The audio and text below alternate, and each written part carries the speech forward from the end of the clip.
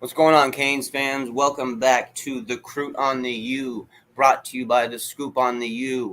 We are here to discuss the major matchups this week locally in the high school football scene. I've got my guy Luke Chaney, who writes for All Hurricanes. He's chilling with me like he does every weekend or every week here. Glad to do this again with you. It's always a blast, bro. Always a blast. I know you've got some great information for us this week, by the way, too. Yeah, bro. Before we move on, there's one thing I want to do. I want to give this player a shout out, and congratulations to Colin Hurley for being ranked as the number 7 overall recruit in the 2025 class by Rivals. I fully expect him to be a 5-star by the time it's all said and done. But congratulations to Colin Hurley, just for the simple fact that I know how hard this kid works. His regimen is insane for a 2025 kid. I mean, it's insane. He's building himself to be a superstar, and I can appreciate how serious he takes the game. Well, yeah, Luke, blast off here for us, man. What game do you want to start with? I mean, we've got multiple games to talk about here. We got multiple players to go over in each game. Yeah. Who do you want to go for it? Yeah, so I mean, it's always loaded down here in South Florida. Great games week in, week out. There is one matchup this week, which I'm sure those of you who follow high school football in South Florida know what I'm talking about already. That is being called by many even, the game of the year in South Florida, and that's Chaminade Heritage. Two nationally ranked teams. I know Chaminade in Max Prep's latest national class or national high school rankings, I think was top 10, I believe. And Heritage, yeah, I know Chaminade was top 10. Heritage, I believe, was top 25, top 50, ballpark range around there. Both elite programs, both storied programs. Both programs have an abundance of really, really good high-end talent, and a lot of talent that, of course, Miami is recruiting. So let's first start off with Heritage. At running back, Ohio State commit Mark Fletcher, just an absolute bruiser. I mean, this dude likes to run between the tackles.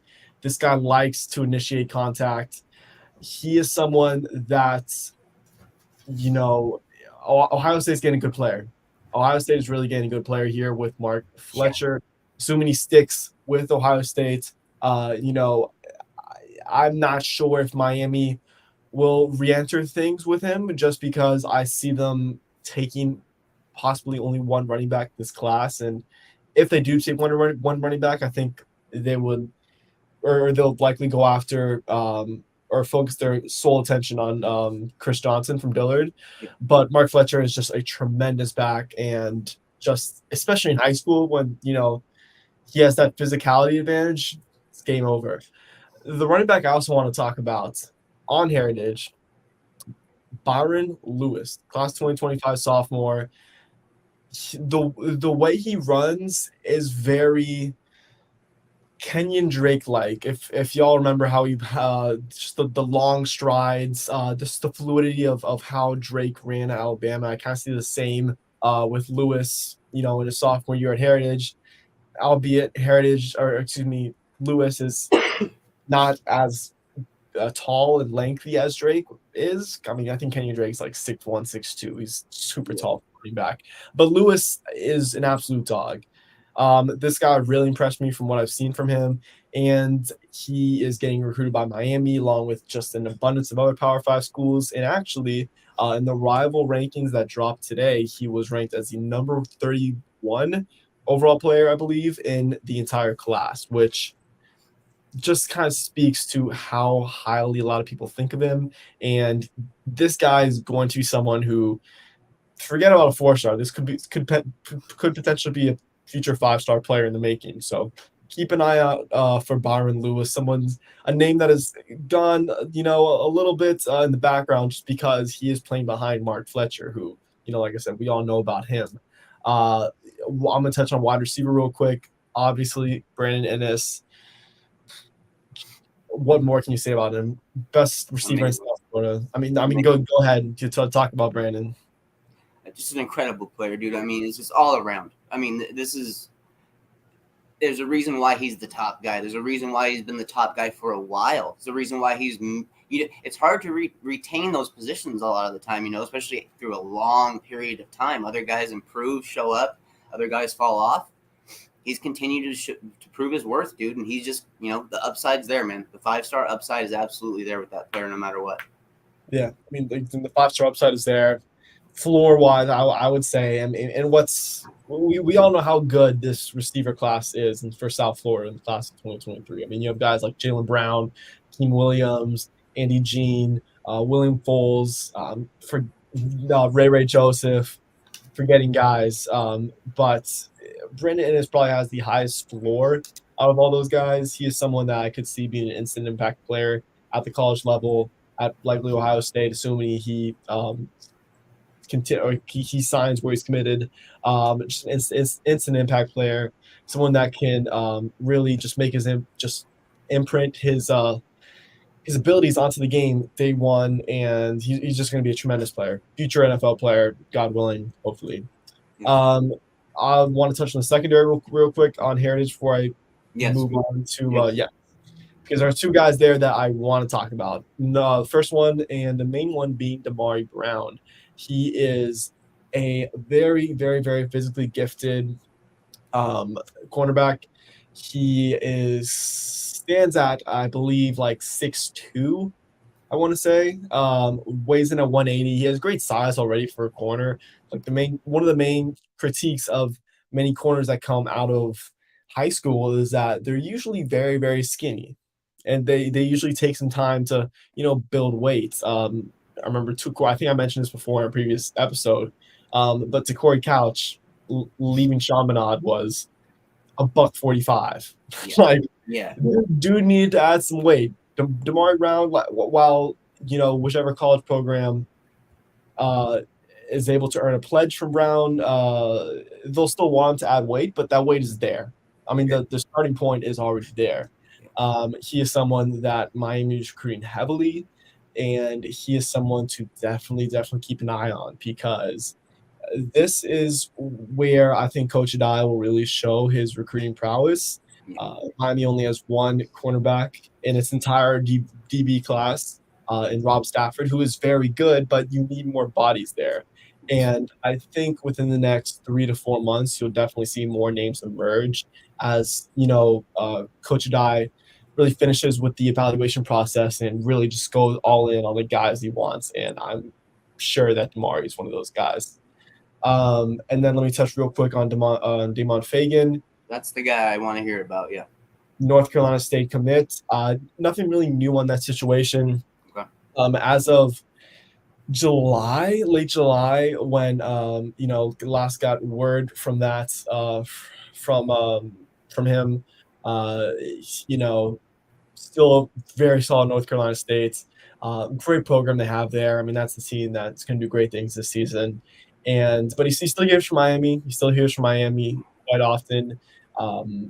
Is that level of contact still there?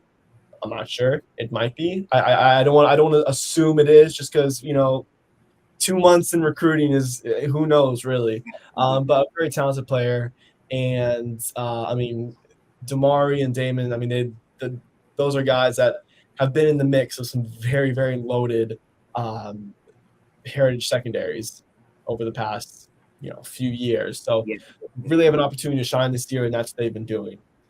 Should we move on to Chaminade? I was actually going to ask you really quick here. There's a player on American Heritage that we haven't offered, but we've shown some interest in, and I was wondering if you think maybe preferred walk-on role, or possibly Timothy Burrows-Love. Have you had a chance to look into him at all? We've had him on campus a couple times. I have not actually. Tell me about him a little bit. He's a little undersized, but just height-wise, but he's got the body, he's got the kind of things that you want from a walk-on. I mean, the dude just he knows how to play the game. He's smart. Right away, he's going to pick up a playbook. He's going to be able to help as a scout, basically help on scout teams and when we're going on game week and all those kind of things. I mean, those players are ended up actually being kind of crucial. They really do. He's a guy that I could see that, especially being from American Heritage, us wanting to keep a good relationship going on there. And if he's not a guy we're going to offer, obviously, a scholarship to, offering a preferred walk-on offer for him can at least help keep those things going forward. Because right now he's not being seen as that caliber of a player. So to offer him the preferred walk-on would be a nice look, I think, honestly. Yeah. What'd you say his name was again? I don't remember. Timothy Burrows Love. Timothy Burrows Love. I'll be at the Chaminade Heritage game this weekend, so I'll definitely keep an eye on him for sure. Yeah. Go ahead and Chaminade, though, man. That team, I mean, geez. That team has got some young talent, dude. Dude, I just have a list of guys here. I know I probably forgot a couple. I mean, it's ridiculous how many Power 5 guys are on this team. I mean, I'll just get into it. I mean, a lot of them are juniors. Yeah. A lot of them are juniors, and some of them are sophomores. I mean, it's crazy. I mean, like, Chaminade's top 10 team this year. They're going to be another top 10 team next year, assuming that they nail the quarterback position there. With nice transition into our quarterback that we'll talk about, Cedric Bailey, 2020. Or no, actually, he's a junior. Excuse me, Cedric Bailey is a junior. So they'll have him again next year. Okay, yeah, Chaminade's all good for next year. Cedric Bailey, 2024 quarterback, stands in. He's listed by 247 at 6'6.5". He's taller than that. I mean, I watched a practice in the spring, May. Actually, I watched practice like mid-May from Chaminade, and he just towers over everyone. I mean, that could easily be 6'7", and who knows? He's only a junior, so I mean, who knows how tall he can get. Just a very physically gifted quarterback, can move really well for his size. Good arm strength, good arm talent. With him, you just want to see more consistency. It's very raw, which is why I don't think Miami has pulled the trigger yet as for an offer. But some Power 5 schools have, such as Indiana has, Pittsburgh has. He'll go to a Power 5 school, and I mean the ceiling is super high for him. I really like Cedric Bailey. Running back Davion. I always mispronounce his last name, man. Gauss, yes. Him. He another bulldozer. Really good back. I mean, you can get into him a little more if you want, because I haven't seen a lot of his film. But like you said, bulldozer back, offered by the likes of Ohio State. I believe he's an offer from Oregon as well, though I'm not 100% sure. Offered from Miami, of course. Do you have more you want to say about him? I'm not shocked to hear that he has those kind of offers. Has a little bit of Thad Franklin in his style as far as being not just a guy who can just, pick up the tough 4 or 5 yards, but can actually break off a couple decent runs here or there, break off some 15, 20-yard runs, break off some chunk runs at times. He's deadly in high school, bro. Like, he is, dude. At his size, he's deadly in high school. So I imagine that they're just going to continue to feed him a lot. But the thing is that they've got two, just incredible wide receivers, incredible junior wide receivers. Unbelievable junior wide receiver setup. I'm not sure there's anywhere else in the nation that has two 2024 wide receivers like that. No, not even close.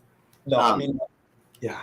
What's your take on that on Trader? Give me your take on Trader. Yeah, so JoJo Trader. I'll loop it all in together. Trader, Jeremiah. Dude, these are two guys that could easily. Some people consider them the two best receivers in that 2024 class, and they easily could be. JoJo Trader, formerly went to Central, transferred to Chaminade this season. He's really picking up from where he left off last year. Someone that could play both wide receiver and then somewhere in the defensive backfield at the college level. Some colleges are recruiting him as a receiver. Some colleges are recruiting him as a DB. He's that versatile. And he's that great. Jeremiah Smith, just such a fluid, natural receiver. What more can you say about him? Both Trader and Smith are considered to be top 10, top 15 guys in their class altogether, not just as receivers. And they're both, of course, getting heavily recruited by Miami, but also Ohio State. And we all know how good Ohio State recruits wide receivers, led by Brian Hartline, of course. So that's something to watch. Then wide receiver Edwin Joseph. Recruitment really been heating up as of late. Late riser. He's a senior, 2023. Miami's looking at him more as a defensive back, it seems. Florida State is also offered him as well. But he's someone who could play could play wide receiver, could play cornerback at the. What do you think? Like, where do you see him? I will give you a better answer on that. And I'll give all of you a better answer on that probably next Wednesday because, like I said, I'll be at the Chaminade Heritage game. Fair enough. Yeah, I'll say just given the need in Miami's recruiting class is DB. I would say that Miami sees him more as a cornerback, but from like an evaluation and skill set perspective, I'll definitely have a better answer for you come next Wednesday. Also, another wide receiver I want to throw out there, Kyle Washington, sophomore, had a pretty big game against Northwestern. I can't give you stats on that because I don't have them, but was very productive from what I've heard. Just a name to watch out for, especially when Schrader and Jeremiah Smith eventually lead to the college ranks. If Kyle Washington is still there at Chaminade, he could take on a big time role. So just watch that name for now. And yeah, do you have anything you want to say on those receivers before I head out to the defense? I mean, you covered it pretty much. I mean, these guys are incredible, and the fact that they've got two of them are juniors, one of them's a senior, and one of them's a sophomore. I mean, this is just loaded for year after year after year. And as long as they retain them, it's one of those things where good players want to play with good players. So who knows what other good players they will attract to that school just by simply having those guys at wide receiver. Who knows, man? They could kind of become wide receiver in high school if they want to take it that route, Yeah. But yeah, I have the same exact feelings as you do, dude. The one guy that I was going to touch up here, since you were moving on over to defense, I wanted to get your take on Chris Ewald. Yes. Yeah, cornerback. What's his ceiling, you think?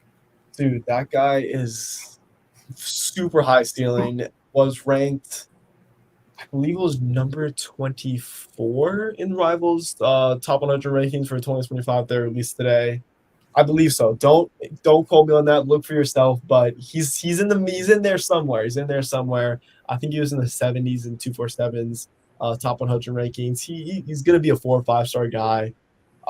Just already has a great build as a sophomore. Stands in around 6 feet tall.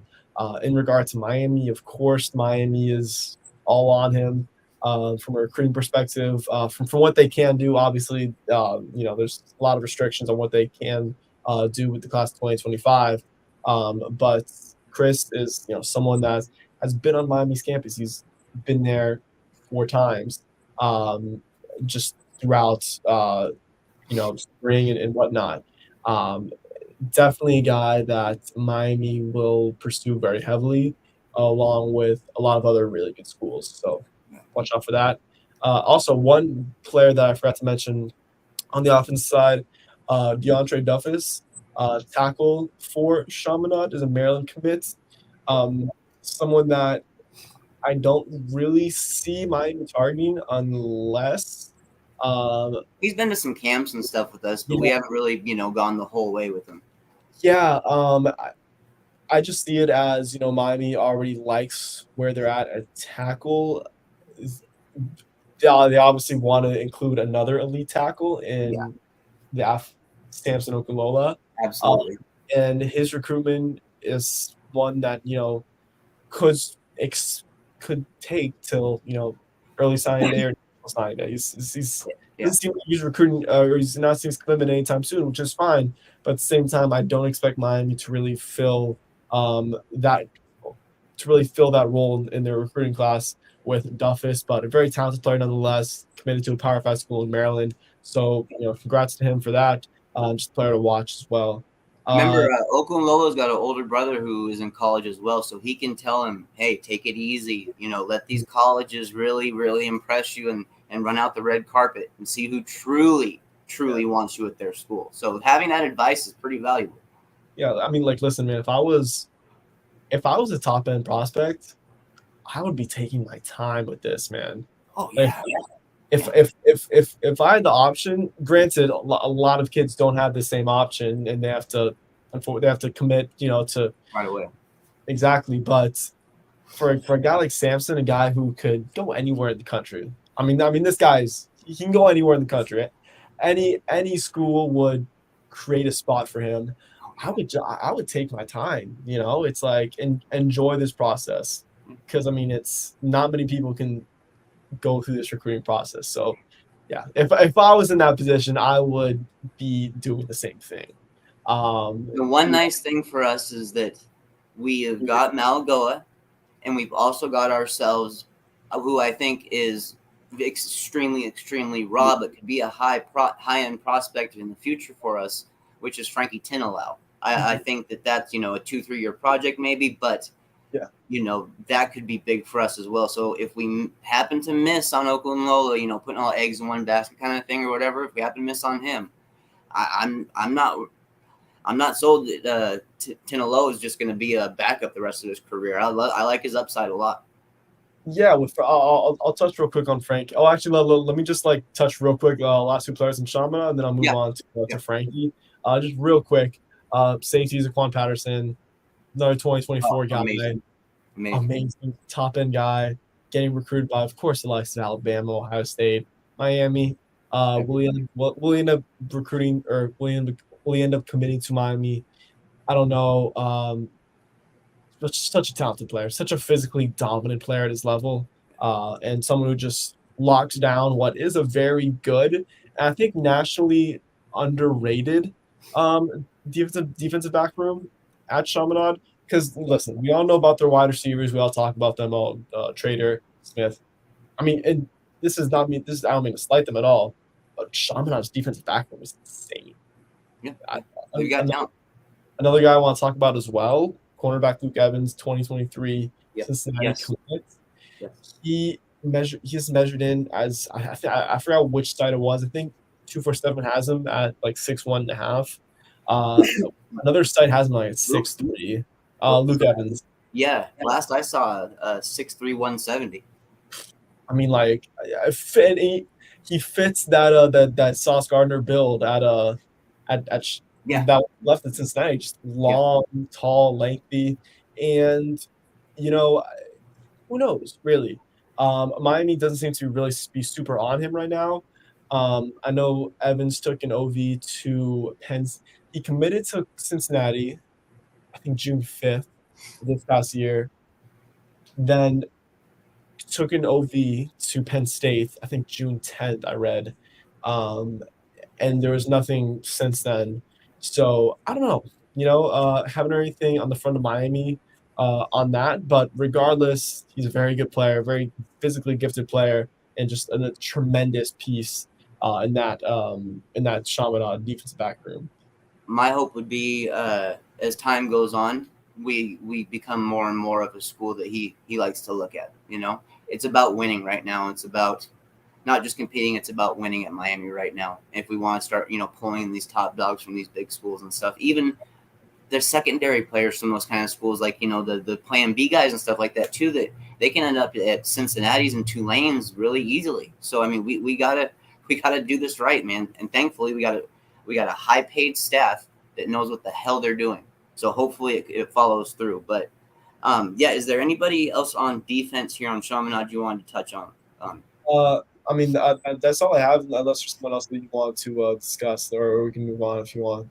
No, that was all the guys that I had listed for that game. It sounded like you wanted to move on to the LaSalle Booker T game. Sure, let's do that. So LaSalle taking on Booker T. And this is a big game for LaSalle, just as a program, really. I mean, this program is a huge game because, LaSalle last year, I believe they went 10-0, right? But granted, that competition-wise, nobody, not the best. This year, expectations are a lot higher. Added Frankie Tinalau. I mean, there's some other really good players on that defense, especially. Blanking on names right now, but Coastal Carolina commit. Another linebacker who I'm just blanking on his name, man. That is also being recruited by the likes of FAU, Akron. A lot of talent in that team, man. Also a 2026 wide receiver I want to talk about for LaSalle. I believe his name is Brandon Kinsey, if I remember correctly. A wide receiver DB. When I saw that LaSalle game 2 weeks ago, he was the player that really stood out to me the most. I mean, because I went there to watch Frankie, of course, Yeah. but I just kept on seeing this number 3 just make plays. I was told he had two interceptions in their season opener, and he's someone that had a just a fumble that completely, or that forced the fumble that completely just turned the game. I mean, LaSalle was struggling against Somerset Academy. He ripped the ball from the receiver's hands and just shifted the tide of that game. Just a name to just keep in the back of your mind. Brandon Kinsey, just a really good player. Yeah. But yeah, with Sal, just a big game against Booker T. Just a chance to kind of put the school on the map a little bit. Because Yeah. I mean, competition wise, they haven't played a Booker T type school in I don't know when. I mean, and then this is truly a chance for LaSalle to say, hey, we belong with some of the big boys. And Booker T, very, very good program. Gave Central last week all they could handle. Yeah. I mean, I didn't expect that. Me neither. Honestly, if you look at the names on the rosters, I didn't expect that. I mean, and just props to Coach Ice Harris, of course. Yeah. Such a great coach. And I mean, listen, there's a lot of good talent on that Booker T team. Really good running backs, Antoine Smith Jr. and Gerald Modest. Modest, yeah, good. Modest, excuse me. Yeah, Gerald Modest. Modest, recruited by likes of Florida State, Ole Miss. Very good back. He had a Miami offer from the DS staff. There you go. He had a Miami offer from the DS staff. Miami could definitely reinvigorate that relationship once they evaluate him a little bit more. But 2024, we'll learn more about this situation as time moves on. I think he'll end up being the lead back next year. I think the guy in front of him is a senior, I believe. I'm not sure actually. But I'm not 100% sure. I don't have it in front of me. If not, I'll be sharing carries. But let me. I have a link on my phone already pulled up. Because that could be big for Modest. Because I mean, that's the chance he's needed. Honestly, he's needed the chance to become the lead back. Yeah. So I'm not sure if he's a junior or senior, Antoine Smith. But regardless, I mean, both running backs are very good, and Modest, someone that I could see becoming on Miami's radar once their staff does more evaluations on that 2024 class. And good cornerbacks as well. Antonio Branch, Ben Hank Jr. is a top 50 player in the 247's rankings. It's worth noting. So, two very, very solid players. And then for LaSalle, of course, I mentioned a few players. Obviously, Frankie is the main attraction for LaSalle, Miami commit, and someone who, as you mentioned, a project. Not going to be an instant impact player, especially just because he's also going to be a summer enrollee. So he won't have that first spring to really just work on his craft and get used to a college-style program. But like I said, Frankie is someone that I wonder if he will project as a tackler guard at the next level. I mean, just size screams tackle, but playing style though kind of looks like guard. Yeah, playing style kind of looks like guard. But again, a project type player. What you see now from Frankie is far from finished product. What you want to see right now is flashes. Yeah. Upside. Upside. You see those physical flashes, of course. Dude is 6'5", 6'6", just an absolute. He's helped out that O-line already by simply being there. When you're in high school and you're that big, and maybe you're not consistent, but you're that big and you can move that well and you're that strong, you're going to make an impact. And he has made an impact for a team that has really not been talked about a lot just because they don't have big competition. So, like you said, this Booker T game is a real big deal for this LaSalle team. It really is. Of course. And, I mean, with Frankie, from the game that I saw him, pass protection looked really nice. Something that he told me afterwards he's been working on, really trying to refine and just perfect, or not perfect, but just like I said, really refine and improve that aspect of his game. We got a question here before I move forward here from a fan. They're saying, how soon do you think we'll get a commit if we win at A&M? I'm not going to place a timetable on that, but the the recruiting ramifications if Miami does win that game would be crazy good, because that Texas A&M visitors list is something serious. There are a lot of good players visiting that game. Just one off the top of my head, Raymond Contrell, Dude, Georgia, I'm really high on him at wide receiver. Really, yeah, I like him a lot. Georgia commit, took an OV to Miami in June. Yeah. I'm not gonna, like I said, I'm not gonna say, oh, I expect a commitment within the first 2 weeks after if Miami were to win. But the good that win would do would be just tremendous for that recruiting class. My answer would be pretty much along the lines like yours. It wouldn't be a timetable of a player, but what it would be is building buzz. And that's, I mean, there's power in that alone, and building the right kind of buzz in the recruiting class with the recruiters that we have on staff can end up making a big deal for us. I mean, honestly, that could end up being a big deal. So instead of thinking, for me anyways, instead of thinking about, oh, well, if we don't get a recruit in 2 or 3 days after we win, what's going on? No, how much buzz do we pick up? Not by just one player, but by 2 players, 3 players, 4 players, 5 players. This needs to be a whole around thing, not just one player that we're going after, or one ideal kind of candidate. We've got plenty of spaces, not plenty of spaces to fill, but we've got a couple, and there are some talented players out there that we need to go after, because honestly, some of the plan B options right now are already taken, and while you can pull some of those guys away, some of them stay loyal to those schools. So it's guys like Damari Brown and stuff. Really got to impress guys like that, in my opinion. Oh, for sure. And then just real quick to go back to Frankie, just to finish off just the evaluation from what I saw. I would like to see him in the run game really finish plays more. That's something that, like I said, we continue to work on, continue improving. But he got that on some plays. He had that push initially, but he didn't have the endurance to really finish. That's what you want to see, or that's what you want to see by the time he plays the college level. He did so really well on one play that led to a touchdown, probably his play of the day. It was just like, wow. So you just want to see him do that more consistently. But he's a very high upside player. Just don't expect a contribution from him at Miami. What this moves us on to the next game, yeah?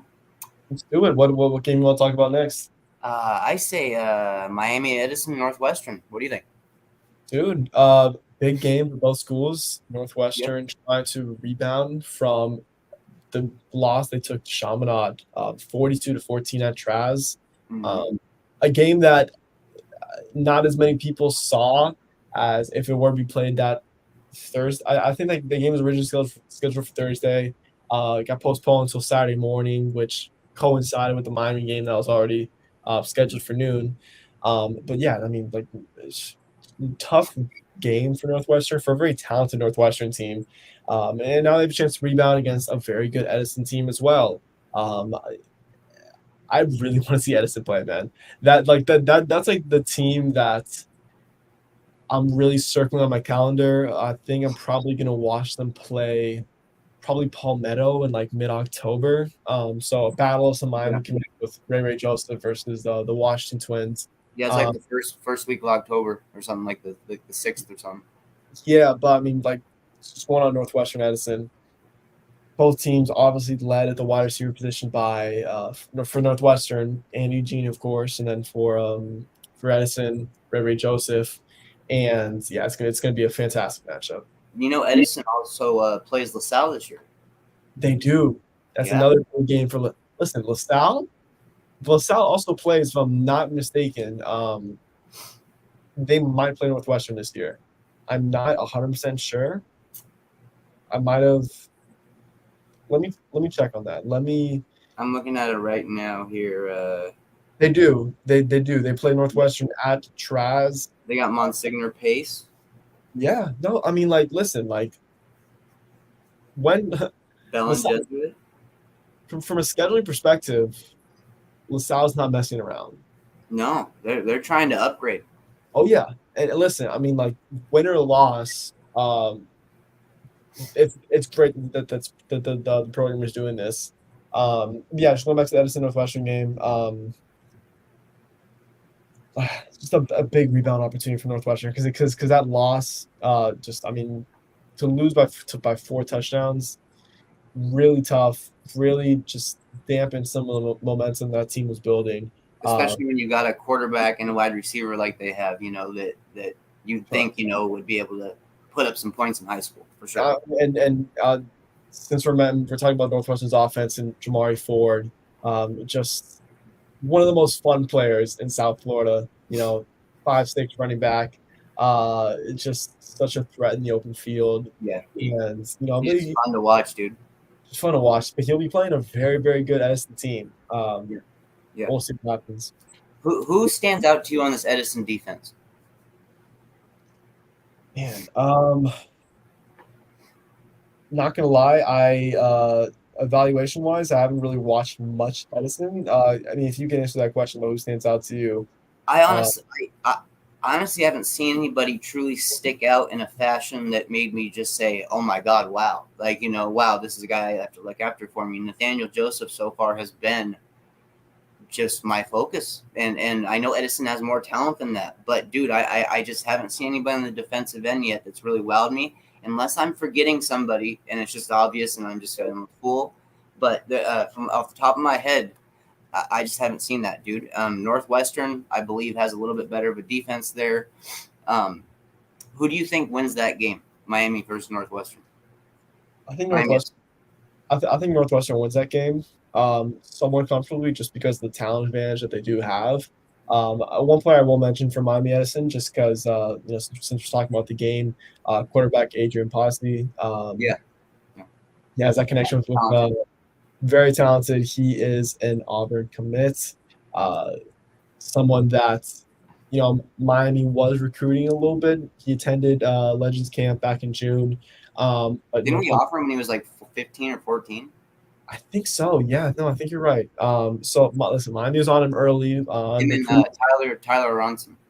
Yes, and Ronson now is is committed to SMU with Rhett Lashley. But yeah, that Posey to Joseph connection is just lethal. But given just the overall differences in talents, I would roll with Northwestern in that one. And I forgot to ask you the other ones too. I got to get your take on them. So LaSalle versus Booker T. Who does LaSalle get a defining win? I don't think they do. Just the discrepancy in talent is there, especially it is at the positions that you really want. LaSalle's a really good running back. I believe his last name is Early. Look him up. Look up LaSalle because I don't want to say the wrong name. But I mean, he rushed for I think like over 200 yards in their win against Somerset a couple weeks ago. Dude's a beast, bruiser. But there's really not that established talent there, especially offensively. And you're playing a team like Booker T, a team that gave Central, who is the 4th-ranked team in the country, all they could handle. They had, I think it was a tie game heading into halftime. You were right by the name, by the way.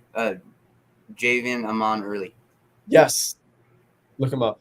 Very good running back. I was very impressed by him. But like I said, there's a difference in talent. Booker T, obviously led by Coach Ice Harris, one of, if not the best coach in all of South Florida. I'm gonna have to roll with Booker T in that one. Me as well. Yeah, it's just LaSalle's just not there yet. While they're working their way up, they're just not quite there yet. Unfortunately, sorry, Frankie. If you watch this, sorry, Frankie. Then we got to go to the other one as well. American Heritage and Chaminade. Yeah. I am going to go with Chaminade just because, I mean, they rolled through Dillard. Then they rolled through Northwestern. That team is on a mission, dude. Dillard's no joke. Dillard's no joke. And obviously Northwestern is no joke. And they're dominating these teams. They're dominating some of the best teams in the country. Heritage falls in line just with that. Right? The best team in the country.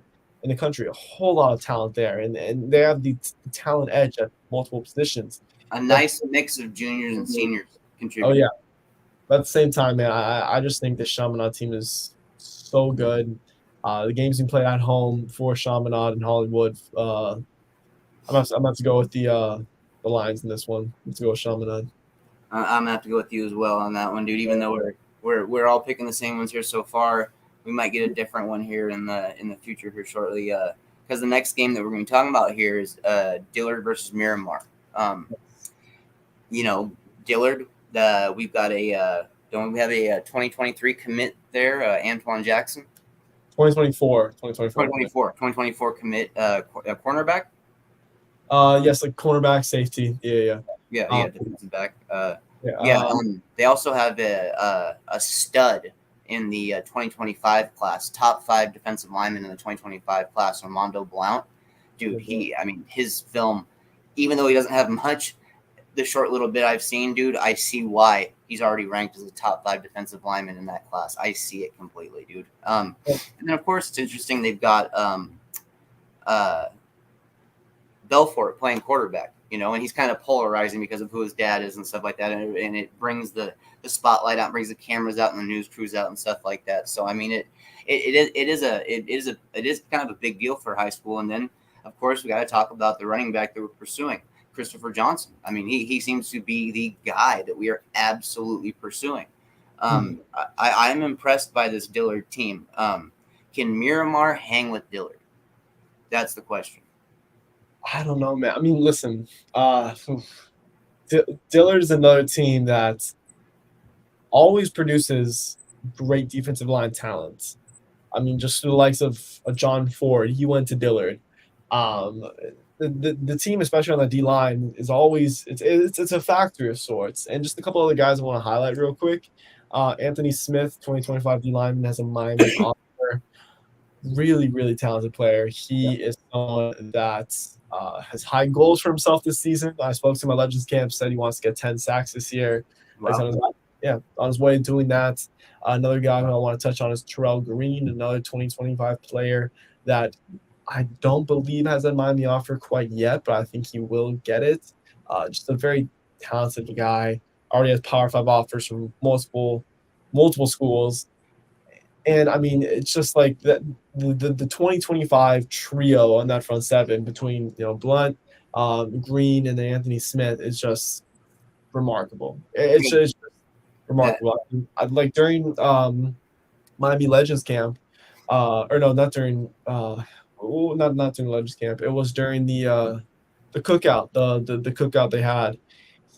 Coach Salaveo was with them with those three for chunks and chunks and chunks of the day. Does not surprise me at all.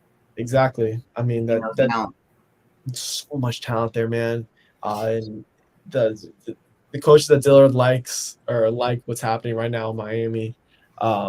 Watch out for those 3 guys. I mean, Blunt's going to receive a majority of the attention.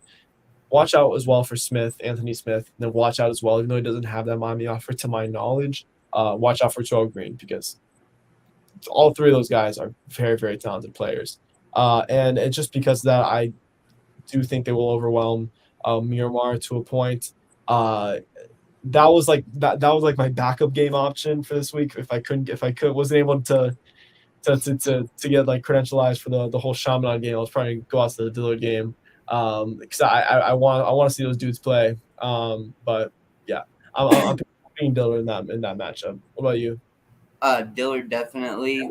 What I see with Miramar is I see a team that's got quite a few good high school players, but not exactly guys who are going to be major college stars. I mean, they're guys who are going to get their opportunities at lower level and mid colleges and stuff like that. But these are guys who are really built for having high school success. So it's even though the names aren't flashy and they're not the D1 names everyone figures. I think Miramar, will surprise people a little bit. I think they'll give them a little bit of a battle, honestly. I think they will. I think eventually Dillard just overpowers them, in the second half and kind of runs away with it. But I could see Miramar hanging around for just a half just because of the effort and the pride those guys play with. I could see it, dude. Sure. And yeah, do you want to move on to how many games we have left? We have 2 games to talk about real quick. We got Miami Central against Carroll City. Just because basically what I want to know is what's Ruben Bain going to do to Carroll City?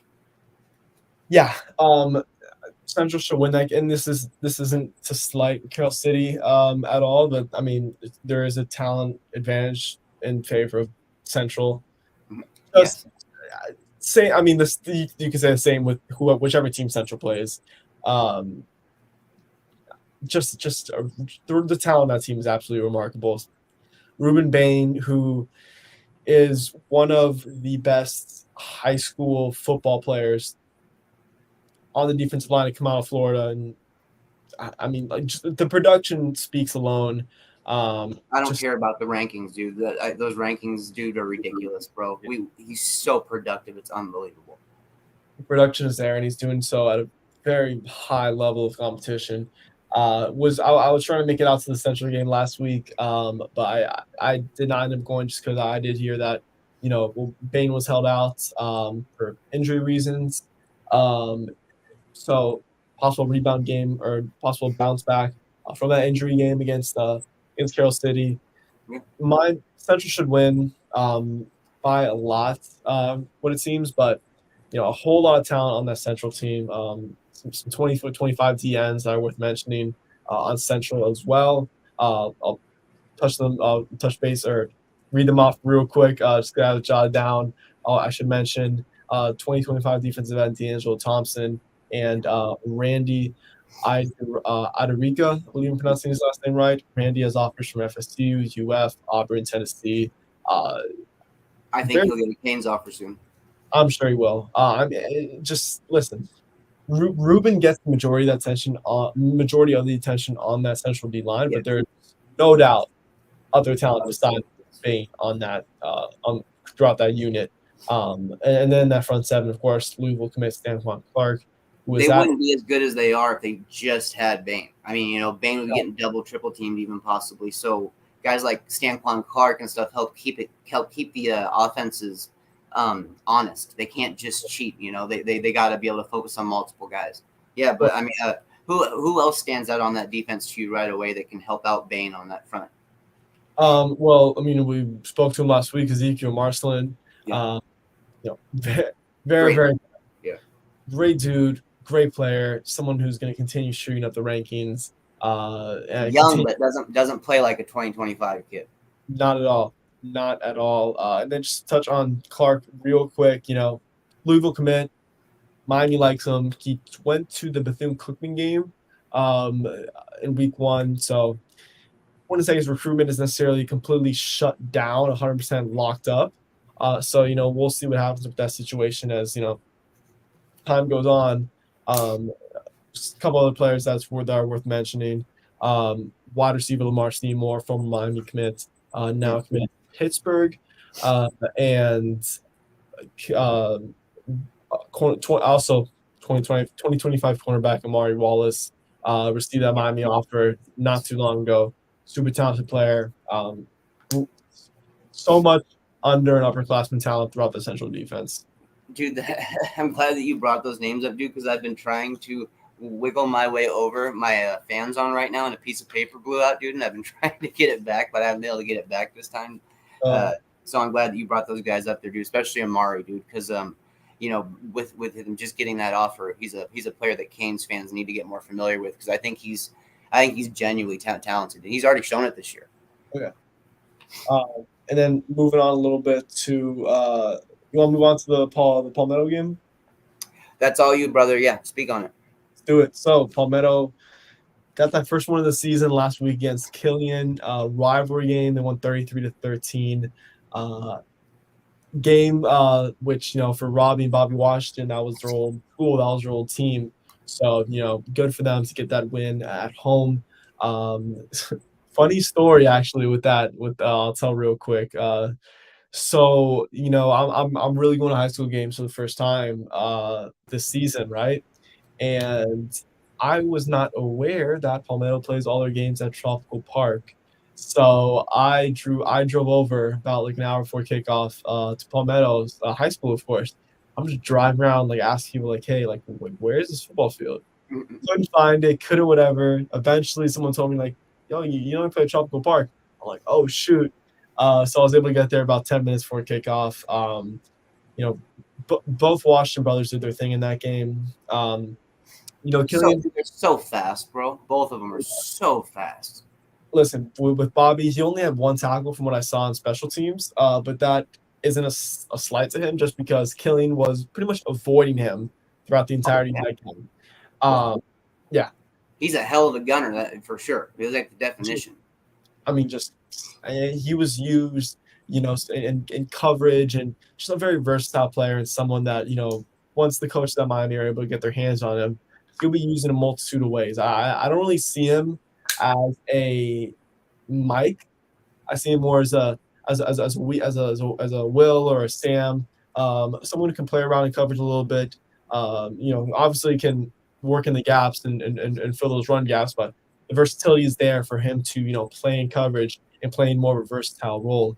That's what I was seeing too, like a Sam role or something like that. I was thinking. Yeah. With Robbie, I mean, he did his thing.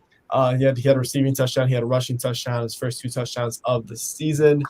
And on that touchdown the receiving touchdown that he had, he turned what was, I think, a 5, 6, 7 yard out, caught the ball, broke a tackle, sprinted up the sideline, yards after catch, 30-yard touchdown. Boom, like that. That's the player that he is. Just can turn nothing into something, it seems. Just a home run threat, and can make the defense miss in the blink of an eye. Just such an amazing piece to have. I should also mention Robbie, which did impress me a lot. Very active and a high energy player, just overall. I mean, just always locked in. Super physical in the run game as a blocker. Is more physical than people realize. Oh yeah. You see my shameless self plug. You see my Twitter. So just if you go through my media and you see like some of what I posted from the Palmetto game last week, check out the block that Robbie Washington had on, I think it was like a screen pass. Dude, laid into the guy, dude. Like, I mean, there was a flag called in play, and people were commenting like, hey, was that on him? Because could have been a blindside block, but they called on something else. I mean, just such a physical player, high energy guy, and he's someone that is really excited to arrive in Miami and just compete in whatever role he's asked to. I remember when Robbie was first getting discovered, and I got a chance to talk to him. When he was just a middle-ranked 3-star.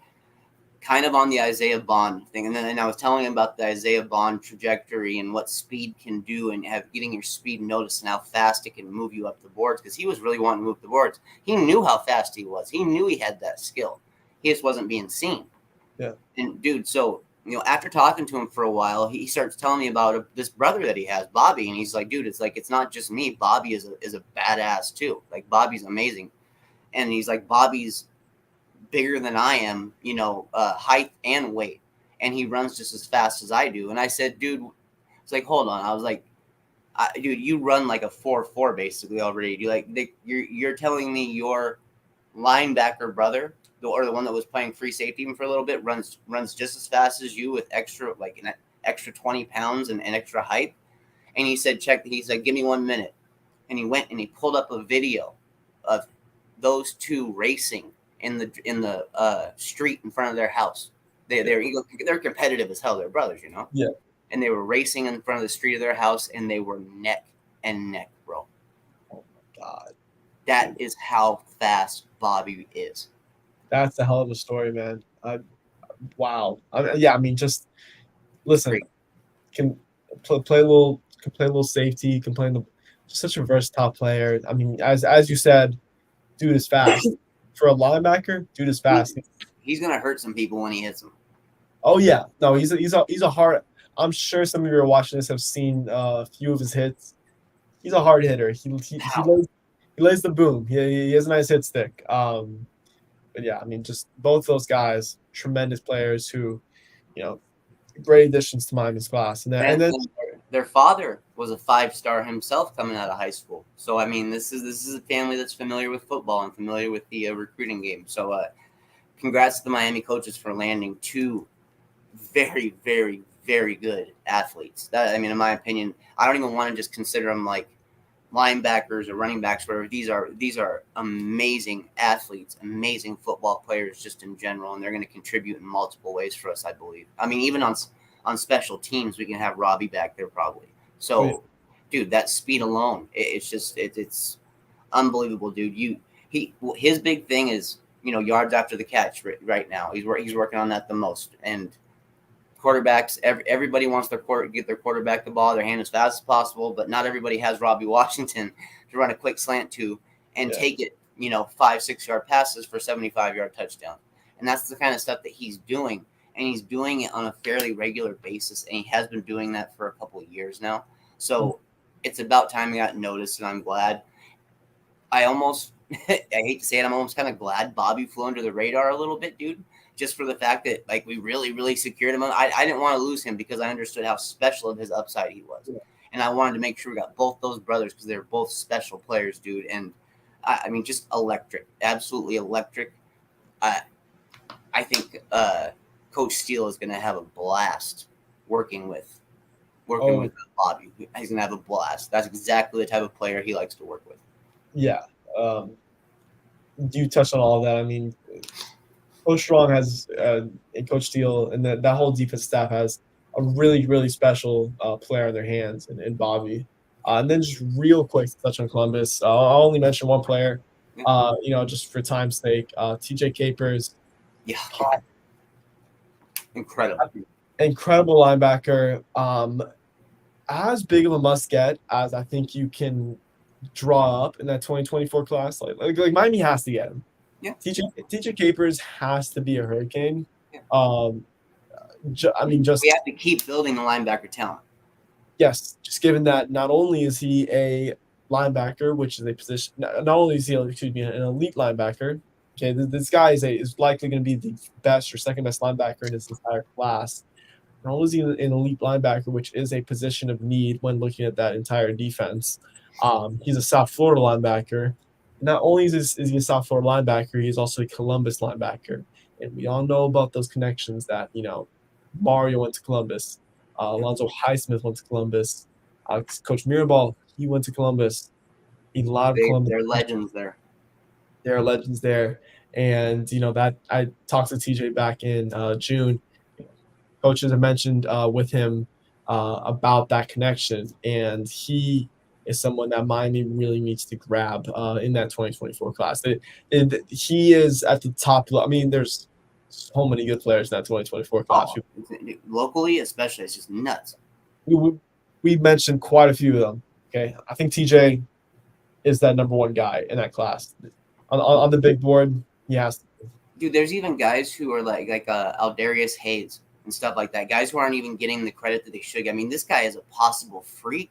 Like literally, like he's a possible freak, but with all the other guys around him that are putting up stats already and showing their worth already, it's hard when you're still a little raw to move up, But dude, I mean, the talent is just absolutely absurd, and this staff is fully aware of it. They're fully aware of it. While there is talent 2020, 23, locally, we all knew it wasn't the same as usual. Mm-hmm. Getting Christopher Johnson this late would be a fantastic pickup at running back. I'm glad that the recruiting services have caught up to his skill level because he's better than a 3-star. He is a legit 4-star back with his speed. So if we get him this, late in the process, kudos to Kevin Smith, dude. Great job, great pickup. That just keeps adding talent to that room, which we already have a lot of talent in. I just, dude, I'm thoroughly impressed at the buzz that we're still building up. I know that there's fans that are upset and they want to know who our next commitment's going to be and our next commitment's going to be. And guys, it's going to take a week or two. I think honestly, it's going to take a week or two. We got to see what happens against A&M because there are a lot of our big name guys are going to be tuned in. Whether guys are going to be at that game live or sitting at home on their couch watching it, but guys are going to be watching that game. All of our top recruits that are considering Miami or considering both schools are absolutely going to be watching that game. There's no doubt about it. So we've got to show up if we want to make this big buzz, dude. We got to show up in 2020 for this 2024 class and just show them that, hey, we're here now and we're ready now. So come to Miami and start getting things moving forward because we're ready to move forward. And that's the vibe we got to get.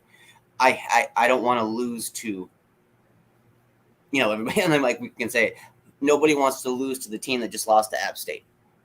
Period. And while football doesn't work out as well, they played App State last week, so there should be an easy win this next week. It doesn't work out that way. Matchups, there's so much things that change and stuff. A&M is going to play a better football game against us than they played against App State. I guarantee it. I freaking guarantee it. But I think we can hang there though, dude. I really think we can hang there, and that's where we start to build that momentum in recruiting. And there's a player I want to mention before we move on to anything else here. He's a guy who doesn't get a lot of talk because he's in the Pacific Northwest, but he's a guy who we offered, Papa Afua. He's an interior offensive lineman from O'Day it's right in Seattle. It's actually a private Catholic all-boys school that he goes to. It's like 500 students or something. That's it. Main huge focus on sports and stuff and academics there. And he's either the number 1 or number 2 rated interior offensive lineman in the 2024 class. And he got an offer from Miami. And I've had a chance to speak with him just briefly behind the scenes. But I'll tell you what, guys, when guys from the Pacific Northwest start speaking to me behind the scenes, even just a little bit and stuff like that, it kind of tells me there might be a little bit of interest there because they don't do that for no reason. And they don't do it if it's all the way across the state and it makes no sense for them. So hopefully I can continue to build a relationship there because that's a 5-star player, no doubt about it. Oh man, did you have anything else to add in here to recruiting or the games this week or? Yeah, so I'll just mention real quick 2 players on St. Thomas Aquinas that just should mention. We play Western this weekend. Yeah. I'm not super in tune with either team right now, so I'm not going to go super in depth. Only only on these 2 players. Chance Robinson, James Madison, very very good receivers. On Aquinas, both have Miami offers, both have multiple Power 5 offers. We always talk about the combination of Trader and Smith. Yeah. Robinson and Madison are very, very good and very, very talented. Yeah. Right. So just and they've watch had out. Miami offers for a while now. They really have 2 2024 guys, I believe, if I'm not mistaken, right? Yeah. Jordan was right for it. Dude, just think about. That's another set of 2024. How many? You can only take so many wide receivers, in a class. But dude, we could end up with like 3 amazing wide receivers if that's the route we decided to go on that 2024 class with how good things are locally there. And dude, if we can keep Trader local, to me that's honestly that's the prize, right? Yeah. And that's the ultimate prize. And as far as wide receivers and offensive players go, is keeping Trader local, dude. We keep him local. We keep that freakish talent in our backyard, and we keep it together. And who knows, man? Maybe we get fortunate and we end up landing a Nicholas Harbor or something like that, dude. And we start bringing in these freaks, dude. That's where we get back to Miami football, bro. That's where we get back, and I just can't wait. I'm so excited for this game, dude. Honestly, I'm so freaking excited. I can't wait till Saturday. Yeah. Last thing I'll add today, this game against Texas A&M means a lot for on-field momentum. But Miami, if Miami were to win, this would be the most on-field momentum they've had since 2017, so 5 years. And that's just on the field, right? Off the field, the momentum that this would carry over into recruiting would be, as I mentioned earlier, and as you mentioned, unbelievable. So just 2 things to keep in mind. That's all I have to say. But a big monumental game this weekend for sure. Yep. This extends further than just wins and loss record. This is a team who Texas A&M who is recruiting at the highest level that there basically is. So if we can come in and we can show them that we're the better team, those recruits are going to start looking over at Miami and start wondering, hey, they got something building over there. And that's exactly what we need. So guys, thank you for tuning in. Luke, thanks for giving me all this great information, dude. It's fantastic. You getting to know the local scene very, very well. So, dude, it's great to have you around. Oh, and one more thing too to point out to fans: Oklahoma is playing his first game of the season this year as well. He hasn't played yet, so this is his first game of the year. So hopefully we get to see a little footage and stuff after that, because I've heard that he's worked on his flexibility, and if he has, and it's even it's better than it was. I mean, this guy's going to be just unbelievable. He's like a Gumby with muscles, dude. It's just unbelievable, man. So yeah, so fans, thank you once again for showing up for the Croot on the U, brought to you by the Scoop on the U. Thank you, Luke. Where can the good people find you at? They can go ahead and find me at All Hurricanes. Try to produce stories there every single day. Also, while I don't produce many stories there now, I'm sports editor for the Miami Hurricane, which is University of Miami student-run newspaper. Staff writers we have are just awesome. The assistant sports editor, Chris, does just a fantastic job. Dude is a fantastic and just special storyteller. I'm jealous of him in that regard, man. A lot of good writers. So just check out the Miami Hurricane when you have a chance. Really comprehensive coverage of all things Miami athletics. So, check it out there. Check it out there. And they got your Twitter handle right there. Luke_Chaney4. You guys catch me at NorthFreshCane on Twitter. That's pretty much where I roam at. But other than that, guys, thank you again for tuning in. And as always, it's all about the U. Go Canes. Let's get a victory against A&M. Time to show Jimbo who's boss.